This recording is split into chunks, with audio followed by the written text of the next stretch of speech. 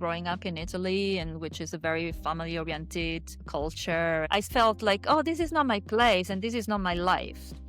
I always Hmm. felt like I was there. I was born into maybe a bit of an alien culture or something that wasn't quite me. And so there was always this desire, also nourished by the fact that I was actually doing a lot of traveling since I was a toddler. There was always that desire to see what else there is out there. What else can I Hmm. discover about the world? And as I discovered things about the world, I also discovered things about myself.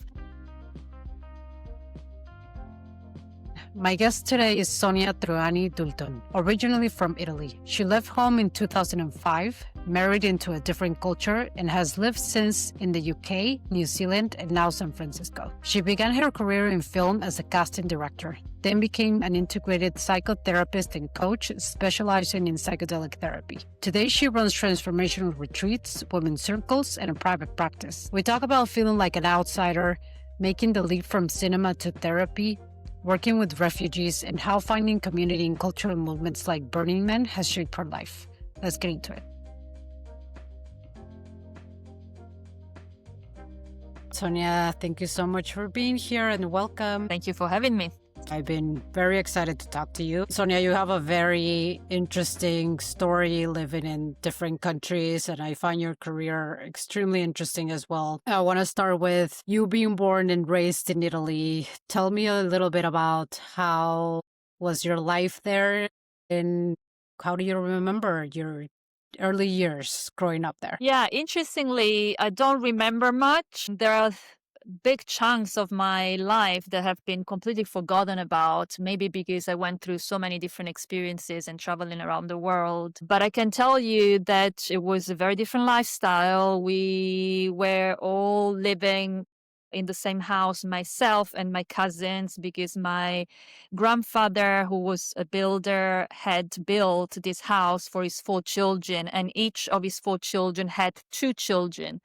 So within the same building, we all had separate apartments, but also lots of communal areas. There were these 8 kids who were growing up together, going to the same school, being taken to school by one of the parents, and it felt a little bit like having lots of parents. So we were pretty much growing together as siblings. And to this day, I feel very attached to this family of origin. But there was also something quite claustrophobic about being always together. And I think because of my personality, I was always looking at what's beyond this very strong unit. For me, I just couldn't wait to get out of it, especially when I started being an adolescent. I started having a little bit of the angst and drive to find my own way, and living my own life became a priority. So I left my family home when I went to university, and that's when pretty much my life started. So anything before that time when I eventually left is a little bit blurry, because there were always a lot of people around me. There was always Hmm. like a mix of like a confusion between individuality and collective. There was no separation between who I was as an individual and who I was as part of this big family. But I also grew up with parents who loved to travel.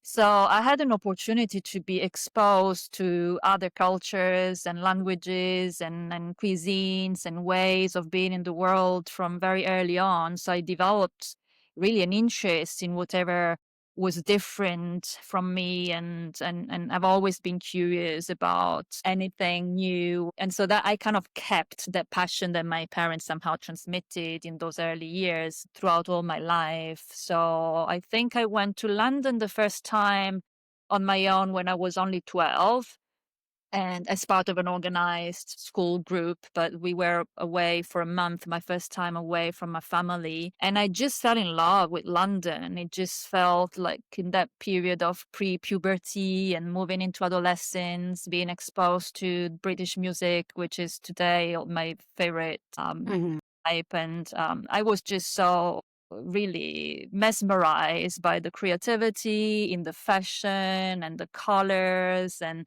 everything just felt so out there for a Yeah. young girl coming from Rome, and it just felt so, so different. And I've always had this fascination. I continue to spend a lot of time in London. In fact, most of my summers I would spend in London during university. It's not a surprise that I ended up marrying an Englishman eventually. Yeah. Bit of a jump, but there was a strong foundation of British culture that I was very drawn to in those younger years of my life. After university, I actually went into film studies and then I worked in the film industry. So I spent quite a bit of time still in Italy, because of the passion for cinema that I had. That was my other passion, British music and history of cinema. And I just loved watching movies. And eventually I decided, well, maybe I want to make my own movies and maybe I should go Hmm. into filmmaking, which I did. I worked for around 12 years in the film industry in Italy. I started as an assistant director, thinking that I wanted to direct my own films, and I directed a few things, TV programs and interviews and a short movie. I wrote a script for a feature movie, and then while I was working on set, I realized that actually my big passion was actors and acting, and I became a casting director. And often my actors would leave the audition saying, "Thank you so much. I've learned so much about myself," because I would Hmm. focus on getting their true emotions out of them rather than something more performative. We would spend the audition really getting into their archive, that repertoire of real emotions from their own life stories. And that was kind of the bridge into becoming a psychotherapist, because it was like, oh, I'm really interested in human soul and people's lives and people's experiences of being human rather than being on set. It was a lot of fun being on set during my 20s, but then in my 30s, I started getting tired. And so, as a casting director, I had a more stable lifestyle, if you like, being in an office and having people come to the auditions and then Hmm. go home at Yeah. regular times. And that's how I kind of moved into a completely different career, becoming a psychotherapist. Coming back to what you mentioned at the beginning, that when you were young, you wanted to get out of Italy. Like, what part of your personality wanted that Yeah, change? to be honest with you, I always felt an outsider. Like I didn't quite belong to that world. It wasn't quite, I was just there by mistake. It Hmm. just felt like that sense of belonging that you would imagine people feel when well, growing up, and maybe even growing up in Italy, and which is a very family oriented culture. I still felt like, oh, this is not my place and this is not my life. I always Hmm. felt like I was there. I was born into maybe a bit of an alien culture or something that wasn't quite me. And so there was always this desire, also nourished by the fact that I was actually doing a lot of traveling since I was a toddler. But there was always that desire to see what else there is out there. What else can I discover about the world? And as I discover things about the world, I also discover things about myself. There's always been a very strong curiosity towards what's beyond whatever I'm seeing here, whatever being fed in my culture. Is there another way of praying? Is there another way of loving? Is there another way of eating? Is there another way of smelling? And that was always a big curiosity and a big drive for me from very early on. And I recognize it as part of who I am, as a personality trait. I always wanted more. The fact that your parents also gave you the opportunity to travel when you were very young, and you said that, well, traveling alone at 12 years old, also, it's not something that a lot of kids get the opportunity to Yeah. do and to start exploring that part of yourself. Later on, when you moved to London, you mentioned before that at some point you didn't feel welcome there, and it was a tough time for you. So I went to London during a time in my life in which I needed a little bit of a break from Italy, from everything that was going on in my heart. It was a time Mm, of heartbreak, and so I just met this Englishman there in a mm, time when I just needed a bit of a change in my life, but I was still working in the film industry. And so we started this long distance relationship, and I did a bit of back and forth until I actually got pregnant. And so obviously that was a moment, a very pivotal moment for me in which I had to make a decision about where to live. Yeah. And that's the time when I decided to move to England to start a family and to establish myself there, start a completely different life there. And that's when I went back to university, and that's when I decided to change career, which was, a big decision. There was a lot of loss in leaving that career behind and leaving Italy behind and leaving everything that I knew I was Yeah. behind and just start from scratch. So I went back to school. Those years of studying to become a psychotherapist were extremely formative.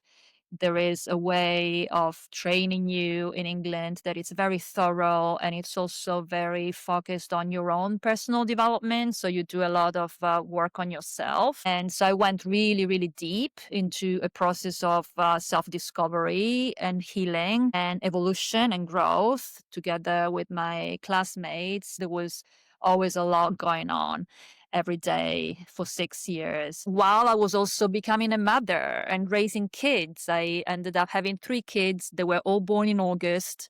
So back in September, I would just go back to school and continue my studies and doing Wonder Woman things like expressing milk in a room between lectures and keeping my breast milk in the canteen in the fridge and then going back to my kids. And it was just really a lot of juggling and really crazy time of my life, but extremely growth promoting and healing. Didn't know how big the training was until I actually got into it and realized, okay, we're going to go really deep here. We go into the darkness, into the shadow, and I did very deep work, and I'm so grateful for that. Going to London for studying, for holidays, for weekends away, for little visits to my friends was very different from living there and really understanding the British culture, at least the British culture of the southeast of England, which is very different Hmm. from, I don't know,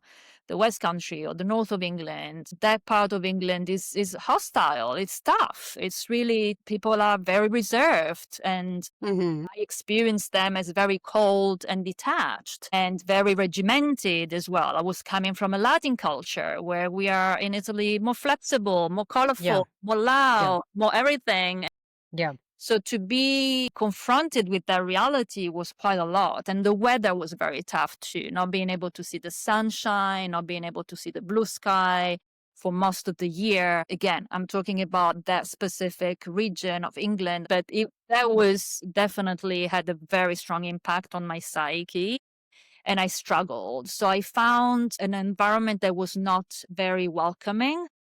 Hmm. And although my migration story was out of choice, not out of need, not out of necessity, it was still tough. And I recruited a lot of Italian friends at the time. I was like stopping people on the street. As soon as I heard somebody speak Italian, I was like, oh, you're Italian. I am friends.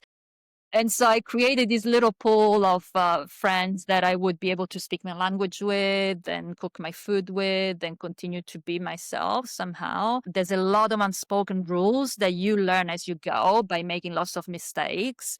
And Yes. people are not super forgiving, because of that culture being the way I experienced it, very regimented. Maybe they were not so open to another European doing things differently. So I felt judged a lot, Hmm. ostracized in many occasions as well. We experienced some degree of discrimination as well. My eldest son was bullied at school and called as brownie just because I was a little bit darker than the white kids. And so it's crazy, right? You think you're white and you're coming from a white Western country, but you can see all the other levels of discrimination within well-off communities. That was definitely a new experience that I had not anticipated, that I had to to learn to handle, even with, within my own privilege, there were pockets of Hmm. discrimination that I didn't expect. Yeah. And so I ended up, besides the Italian friends, I ended up becoming friends with all the other people who were not white English. So both my children and myself, we ended up gravitating towards people. Many of our friends are from India and Pakistan or the Caribbean, people who were experiencing a story of migration different from us, but somehow also there were commonalities. And from a psychological, emotional perspective, I just felt that closeness and that warmth so much more. And that's why we kind of we're drawn towards each other, and we build, I think, a strong community to really survive these 10 years of not feeling super welcome.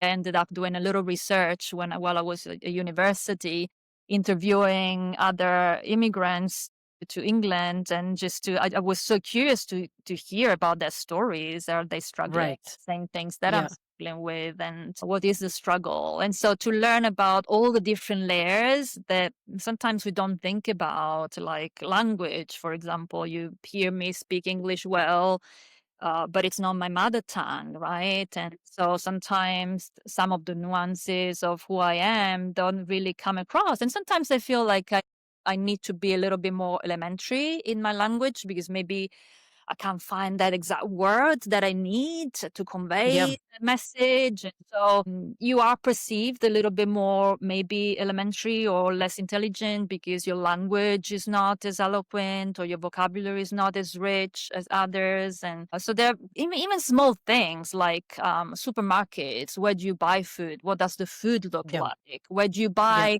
that food that you want to make, that dish that it's your favorite dish and you really want to Yes. now? Where are the Yeah. ingredients, Yeah. and so figure out little details. How do you put petrol in the car, and how do you drive on the other side? There are lots of Right. little more nuanced and subtle little challenges that you experience every day, and the list is long, that have an impact on how you go about your day. And they accumulate, one on top of the other, then kind of shape the way you feel about yourself, ultimately Yes. your sense of identity and the sense of who you are in the world and who you are in this community. um, Yeah. and I didn't experience, the bad ones, like the hard ones, like housing, financial. I didn't have those. I spoke some English, but some people didn't have the language, which is a total barrier. Yes. Yeah. And some people had to use their children as translators. They have like almost like a role reversal in which the child takes care of the parent because the parent cannot communicate, Yeah. and also create an impact within the family dynamics and the psychology of the child, the way the child feels about the parent, the way the parent feels Right. Right. towards the child, and so many different, the Yeah. cultural shock, the living I people. know. I actually Yeah. ended up working with refugees in the end, because to a certain extent I was feeling a bit of a refugee myself, and Hmm. some level, even within my privilege, there was a part of me that was a refugee somehow. And so I kind of wanted to serve that type of population. And it was really interesting to see how hard it was for people to live. Even people who had to flee their country because of maybe wars or Right. for political reasons, Yeah. there's still a longing. There's still something that is always missing. That is your land, it's your roots, it's your culture, it's your language that you can never really heal. It's a wound that it's always open, and Yes. yeah, it's quite a lot. The sense of Yeah. isolation, and the being othered all the time. You're something other, Hmm. come across as other immediately because you have your accent, so people immediately know you don't belong here. uh, Yes. Yeah. it's there are so many aspects to it. Yeah. Yes. And it's interesting that through your career, you were able to go deeper into all of this and interview immigrants. It's so interesting what you're saying. Like, why psychotherapy of all the types of, of therapy that you could have gone into? What Yeah. draw you to that? So I think I've always really had an interest in psychology, and philosophy, and I've always carried with me that question, like, who are we? What are we doing here? Where do we come from? Where are we going afterwards? And I think the real big inspiration came from my years as a casting director. I was trained Mm-hmm. in the Yes. Stanislavski method, which is a method acting that it's really about connecting with the truth of your own Mm-hmm. personal emotions. And so that's the way I was directing my actors during my auditions, really connecting with the truth. And so I was always curious about what is the truth of who we really are, the true essence of who we are besides the roles that we have to play in life, besides this persona that we carry around to be accepted, to not be rejected, to not be abandoned, to be respected, to be safe. And so that was always a curiosity that I had with me. But then when I went to London, and I felt myself so lonely, so isolated, so having to relearn everything, and so other. I just felt like, oh, maybe this is the time to, rather than starting to work in a production house as a junior somewhere after I had a really good career. Everybody knew who I was, and I didn't really want to start all over again from scratch while I was a young mother as well. And so that thing that actors would say, thank you, I've learned so much about myself, it just started resonating again. I was like, oh, maybe I can be a psychologist, a psychotherapist. Maybe that's what I want Mm-hmm. to do. And maybe I even get a chance to study with really good teachers. Let me give it a go. And so I applied and did all my interviews, different steps. And then I was offered a place in a school of integrative psychotherapy, and which was the first integrative psychotherapy founded in Europe with long tradition, very pioneering school. And I was like, okay, maybe this is the place. And I didn't know much about what I really wanted. I just wanted something that would get me out of that state of isolation and loneliness and cold, and do something with my life. And while I was also being a mother, and yeah, and so I never looked back. From day one, I knew that I was in the right place. I knew that those teachers were my teachers. And so I'm still to today very, very grateful for that opportunity and Yeah. for the deep dive into myself. I had already been in psychotherapy myself for many years to just handle life and challenges and old wounds. So I was already familiar to the language in a way, but to get on the other side of the desk, from the Yeah. couch to the chair, Yeah. it was that process of going through casting directing, and being really curious about human soul and how we take care Yeah. of who we are and what we're doing here. Psychology, especially if you kind of look at psychology from a transpersonal perspective, it really touches on spirituality a lot and the meaning of life, the search for meaning, which is a fundamental need that we all have as humans. That was definitely one of the topics of interest in general in life, and it was really good to go really deep into it. Right.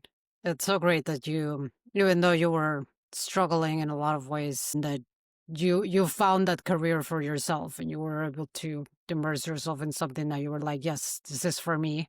Yeah, Definitely. yeah, And yeah. your three kids were born in England, They were all correct? born in Yeah. England. Yeah, Yeah. they're teenagers now, but they were all born in England. So I went through those early stages of motherhood while I was trying to build community, while I was trying to reinvent myself, while I was trying to relearn everything, and making sure that I would say the thousand thank yous and the thousand pleases that, that Brits like. They are very, very polite, and Italians are not very polite, straightforward. So to learn to be polite was also a whole Yeah. the course of a course in manners. Yeah. Yes. It's so interesting to talk about Europeans migrating to other European countries that it's if I, even the discrimination part, I don't think it's very talked about at how you're describing it. And your kids, you taught them how to speak Italian Yeah, since they were yeah, children. Okay, yeah, yeah. and they felt a very deep connection, of course, They from you felt, to the yeah. especially the first two, the youngest one a little bit less because I had a very strong Italian community when I was in England. We would regularly have friends around and speak Italian was the norm. Hmm. And my parents were also visiting us very regularly. We would visit Italy very regularly because we were so close. From England, we then moved to New Zealand when my children were 2, 4, and 7. And so my youngest one, who only speak Italian at the time, kind of stopped having Italians around him. I was the only Italian. And so when he started school in New Zealand, he started speaking English and because he needed to communicate. So I kind of facilitated that too. And so my oldest two are the ones who speak Italian better because they were older when we left Europe and they were older when they left their connection to Italy. By my eldest one, I think he feels fully Italian culturally. He definitely identifies with Italy more than anything else. In fact, he also decided to go back to England and didn't feel like that was his home anymore. But he really feels at home a lot when he goes to Italy. My middle child also, she has a strong connection and she's probably speaks the best Italian of all three. Hmm. I've also myself lost the habit of speaking Italian when I left London because I didn't really have Italian friends in New Zealand. I just lost the habit. And that's a loss, to have your own children who came out of your own body speaking a foreign language to you. It's kind of a weird thing to adjust to as well. Yeah. Why did you move to New Zealand? So there was a job necessity. The things were not going well in England for, all different reasons. There was a job opportunity and we said, okay, why not? Hmm. It was just one of those moments that we didn't really think it through too much. And the children had a fantastic experience having their childhood in such a beautiful country, very safe, still very natural. It feels a little bit like going back in time when you go to New Zealand. It's very isolated. It's in the middle of nowhere. It has its own way of doing things. And it's a bicultural and bilingual country. So the children were exposed to Maori, both as a language and as a culture, which is the original indigenous people of New Zealand. And they loved it there. They were very safe. It's a very vast territory for a very small population. So everything kind of works well. The health system is incredible. You receive medical support very easily and for free, whatever you need, unlike in this country. The children were very well taken care of by the land, the people, and we loved it there. We were there for years. We didn't progress professionally a lot there. There wasn't quite that strong culture of mental health yet. It felt like mental health really needed a rebrand. There was still that idea that you go see a therapist because there's something wrong with you, because you're crazy, or Right, because you have right. an Yeah, illness. And there isn't yeah. really that concept of self-development or the betterment of the well. So I wasn't progressing much professionally. My husband either, and so we decided that we wanted to be here. We had a very strong connection with San Francisco because of Burning Man. We started going to Burning Man when we were living in New Zealand, and so we would be coming here every year for Burning Man, and we had a very strong connection to our community here. And so it was really out of Burning Man that came the idea of moving to San Francisco.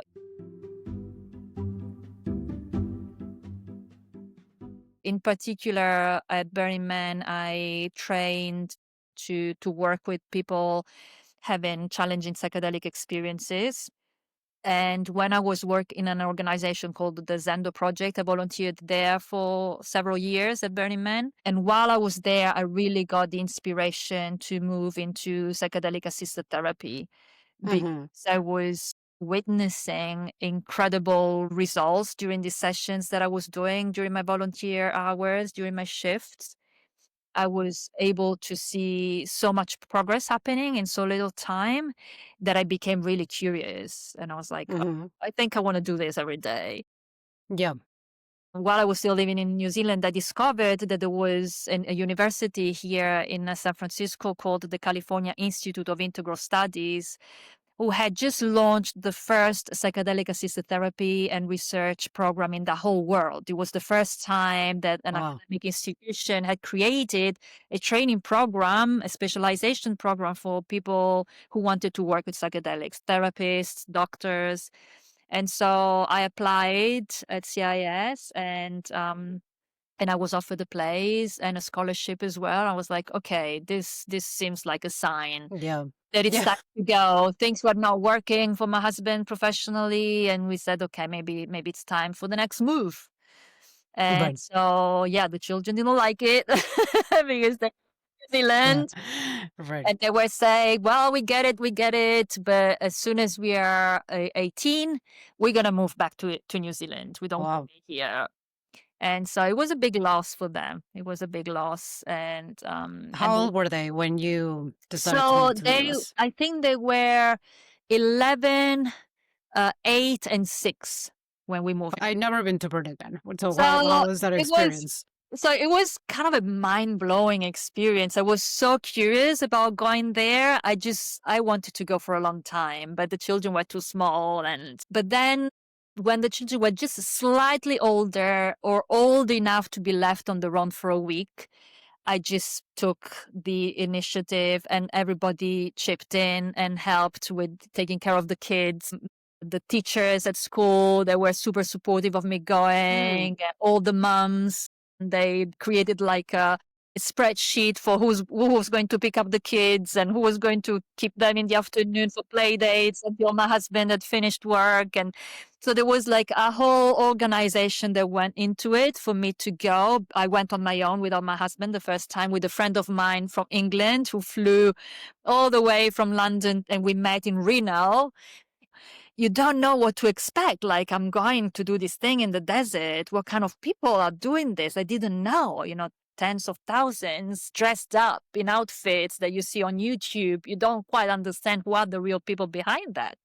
And so at Reno Airport, I Yeah. realized, oh, this is just a bunch of normal people who want to have an non-ordinary experience. And so I felt incredible that I was given the opportunity to have that experience. And then we rented a car and we were in line to get into the desert, the Black Rock City, for 13 hours. And so during these 13 hours, that's when my burn started because I was meeting with all these other people in line in the car with us, and it was already the party. You just get to connect with people and chat. And then we arrived, and I had this really completely life changing, eye opening experience that has changed my life in many ways because I started seeing things very differently since that moment. And also professionally, it really gave me the inspiration to take the next step in my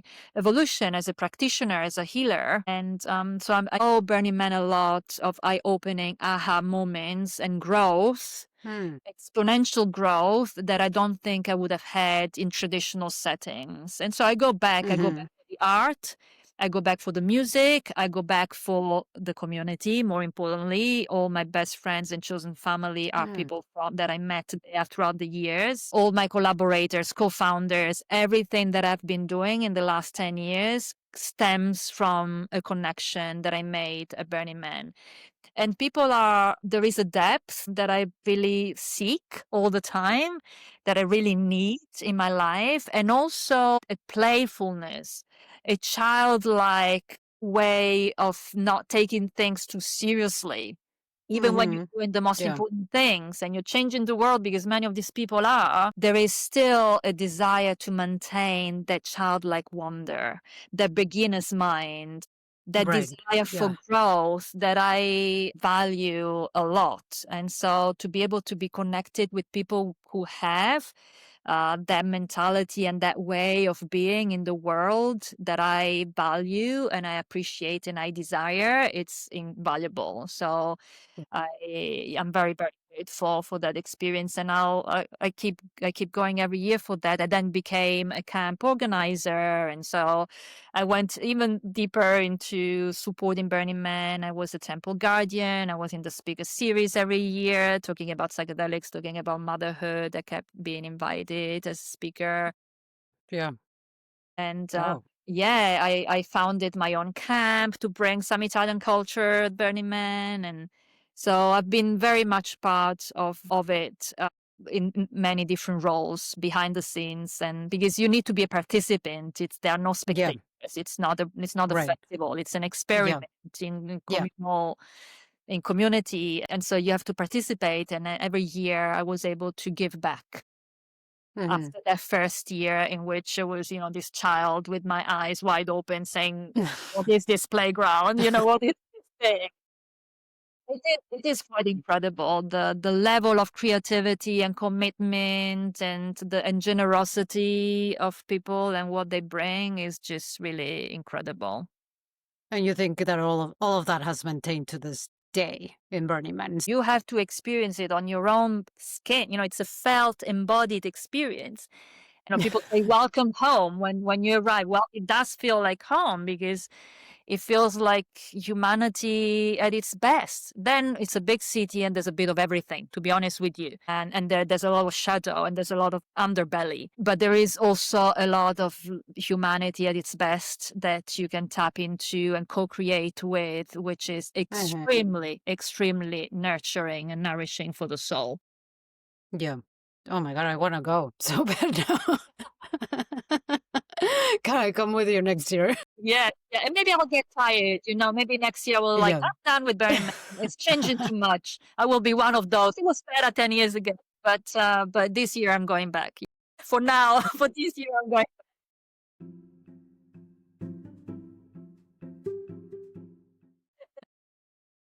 Was it the first time that you tried psychedelics for the first time? No, I actually tried psychedelics very early on in my life. I was a dancer in the rave scene when I was a young kid. So I started psychedelics for the first time at a rave, and that was with LSD. And I immediately understood that that was not the right setting. I continued though to take LSD on my own with my partner at the time, who was a musician, and he would be composing songs, and I would be writing and painting and reflecting on life and being introspective. So it was always a tool for introspection, a nosological tool to learn about me, life, the meaning of life. And then I went a little bit deeper into psychedelics with my ayahuasca practice a little bit later when I started having some resistance towards psychotherapy because I just felt like psychotherapy. I was in therapy for 17 years. First, because I needed it, and then because it had to be part of my training. You have to be in therapy every week as part of the training for 6 years. Okay. So even if I had finished with my therapy, I had to go back as part of my training. And after 6 years of doing that, I just couldn't take it anymore. I was like, I don't want to come here and tell you about my week once again because I had done so much work on myself that it just felt very redundant, and we Right. weren't able to go any further because it's a very mental, intellectual, cognitive type of experience. And I wanted something more embodied, but I still wanted to work on myself. I just didn't want to do it on in that way. And so that's when I realized that maybe I was ready for my first ayahuasca ceremony. I had just finished breastfeeding my child. And so I was finally able to take a substance. And And that was also another life-changing experience, and I've never looked back. This was happening in England, in a Hmm. community that I'm still connected to, and the teachings that that I received through that type of practice are still the foundation of who I am today in my work as a psychedelic therapist and in my life as a human in the world. I continued with my ayahuasca practice when I then went back. When I went to New Zealand, I connected with a teacher there. And then when I came to the United States, it's today one of the most important practices for myself that I continue. I will never become an ayahuasquera, but because that's not part of my culture, and I'm more connected with my own Greco-Roman tradition when it comes to psychedelic therapy and psychedelic practices. But I really feel a lot of gratitude for the presence of this teacher plant in my life, and Hmm.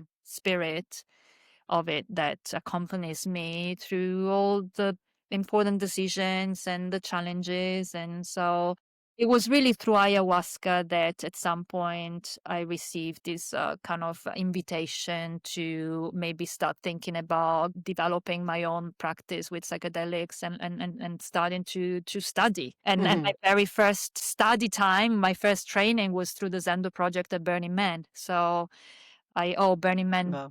this thing too, but the opportunity to sit for somebody for the first time and to really have my hands-on experience on the floor, as we say. Yeah. And so I'm now trained to work with MDMA, psilocybin, 5-MeO-DMT, and ketamine.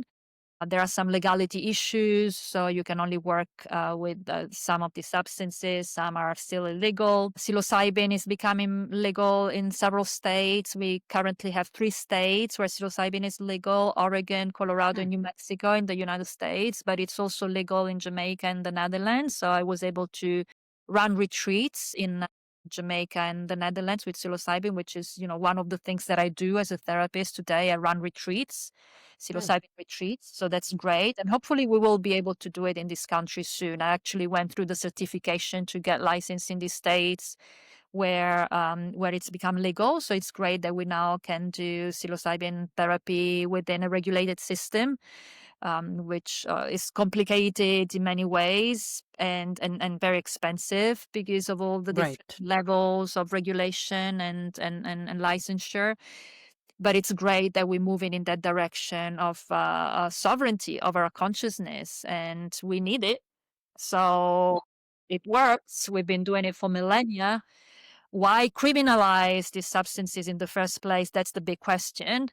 But now that we have made that mistake, let's try to repair it and bring them back to the people because Yeah. we need it.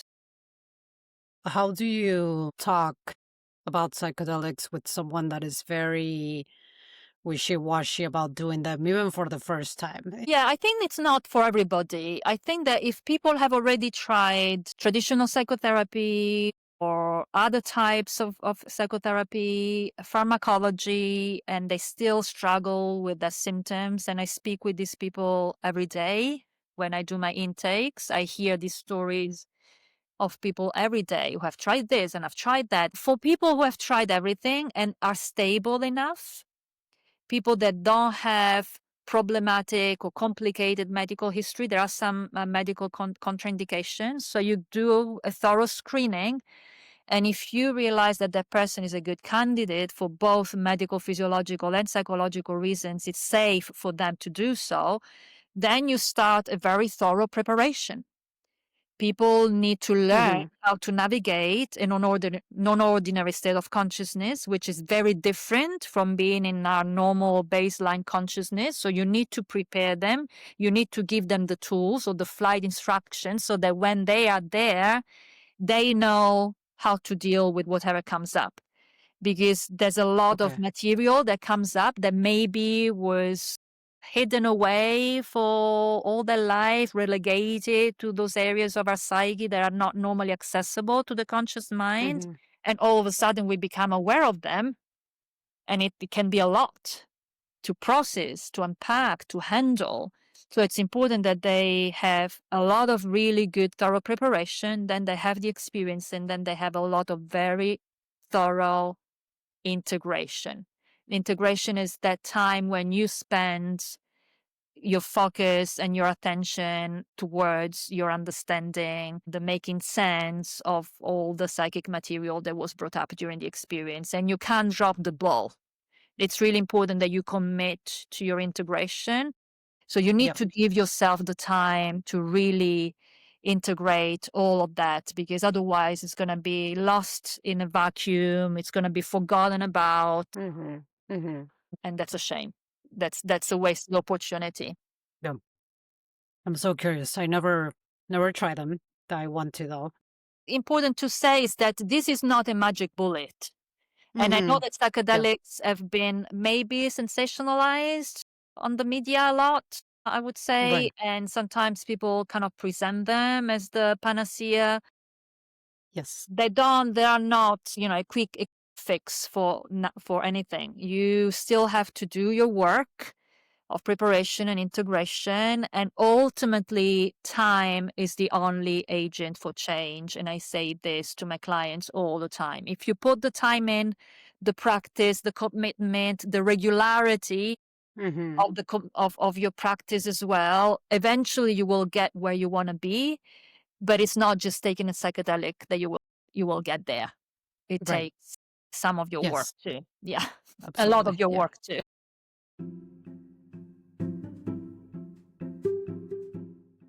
I want to talk about like when you moved to San Francisco and how did you settle there and you felt that your career clearly was moving forward in the way that you finally wanted. What was that like? Yeah, I mean, I consider that first year here in San Francisco like my golden age. It was everything that I always wanted. And by that, I mean community. I felt a minority, an outsider everywhere all my life. And all of a sudden, I meet all the other people from my minority. And I'm not a minority anymore. I'm now a majority. I'm with my people. I will never forget the first day at CIS. It was a really important weekend for the movement as well. And I remember looking around at these people. I was probably the least qualified of all. Everybody was like PhD, 30 years experience, incredible teachers that I have heard about them, read about them in books. And all of a sudden, Mm-hmm. the mothers and the fathers of the psychedelic movement since the 60s were there in front of me, teaching me in the same space, under the same roof with me. It was just a dream come true. It was something I could barely understand how that was possible. But at the same time, I was basking into it and really feeling the great gift that life had given me. And these people very quickly became my family. The movement was not quite exploded as it was just after that, and it felt like an initiation. The group was relatively small at CIS. It was the only Mm-hmm. institution offering this type of training, so we were the only ones in the world who were getting trained to do this thing formally. So it really felt that like we were Yeah. the pioneers, we were the ones creating, making history. And so we Right. became very, very close. And the conversations that just went straight into things that matter. There was no things didn't feel shallow or surface, just straight in. And we became really everything for each other.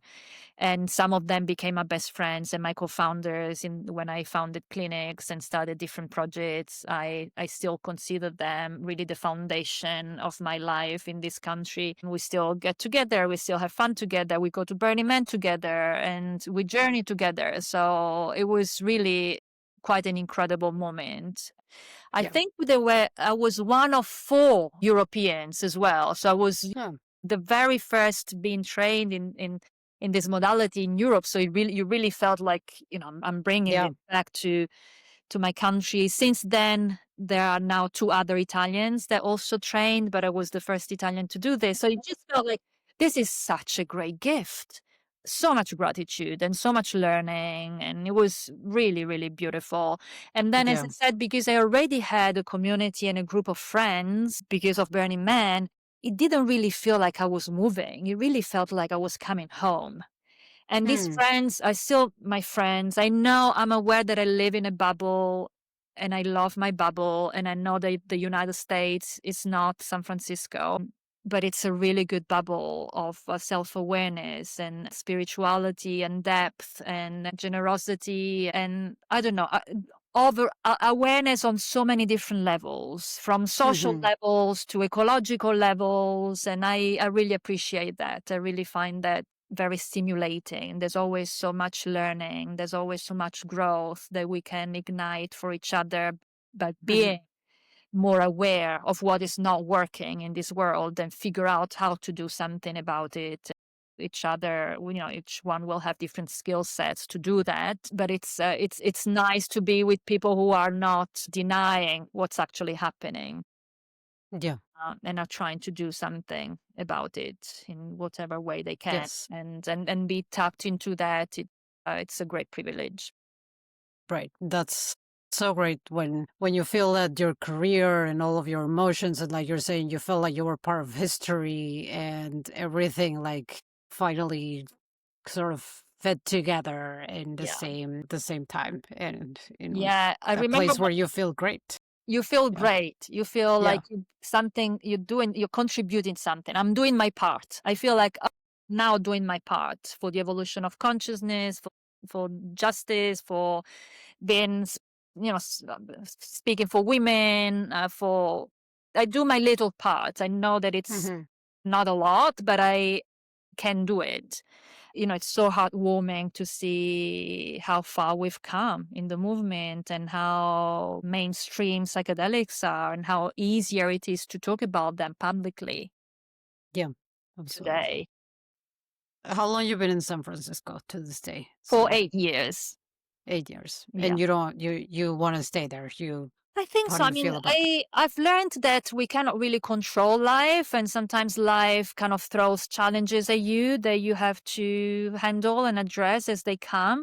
I have two aging parents back in Italy that I would be like to be with when the time to leave the planet comes for them. I would like to be part of that transition for them. My children, at some point, they're teenagers now, at some point they might decide that they want to move back to Europe, or maybe things are not working out for us here anymore, and so maybe the time comes for another move.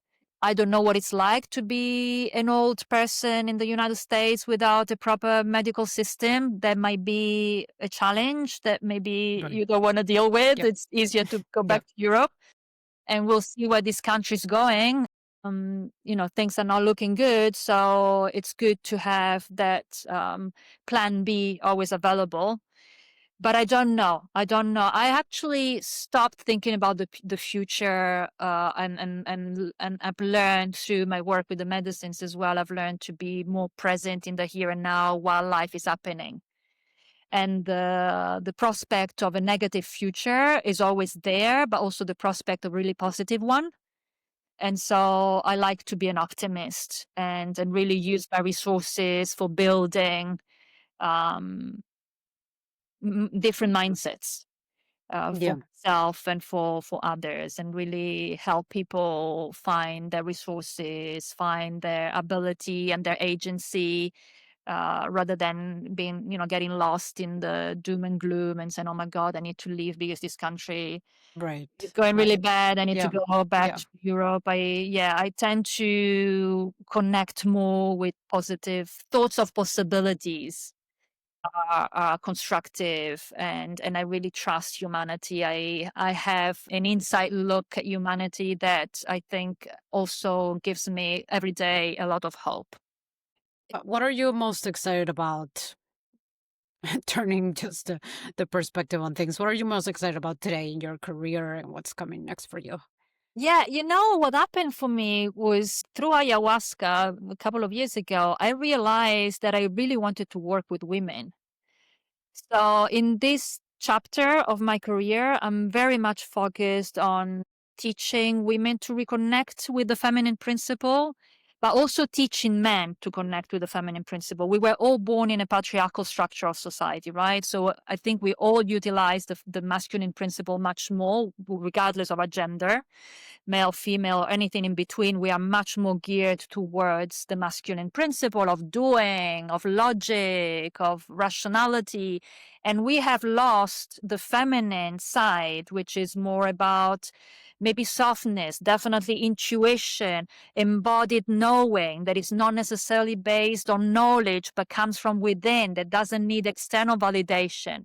And these are Hmm. concepts that I think we carry with us naturally as women, but because we were born in a patriarchal system, we have not really taken into consideration much. We have learned to be competitive and productive and kind of playing the game of extreme capitalism and consumerism. And I think that reconnecting with the feminine principle can be a really important way of finding being whole, regardless of our gender again, but also bringing actually some skills to the table that we all need, regardless of our careers, regardless of what we are involved in. I think that if we bring more of those feminine skills into all Hmm. our relationships, work, Hmm. family, all the systems that we are involved in, I think we are going to do a big piece of work for the evolution of consciousness and for the evolution of this society. And so I'm very, very much excited about working with women. Women have made themselves small so much.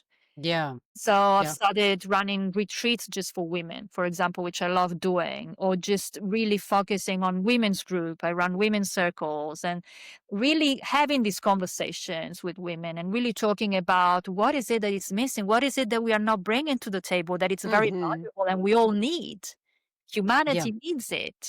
And Yes. that's the thing that's really exciting me the most. Was raised by a feminist mother. So I'm like, okay, it's about time that I reconnect with those things that I was hearing while I was growing up. And it's not necessarily about feminism. It's more about the feminine principle, feminine consciousness for all, Yes. regardless of our gender. Yeah. Absolutely. I love that. I'm very happy to answer questions directly to people who want to follow me, who want to talk to me. I have a website and people can find me. I'm playing with Instagram recently, so you can find me on Instagram as well. Thank thank you so much, Sonia, for all your You're welcome. time. And I learned so much. I want to ask you more at some point, but this was amazing. Thank you. Yeah, Thank you so my much. pleasure. Thank you for having me. Thank you for the invitation. It was a pleasure to talk to you.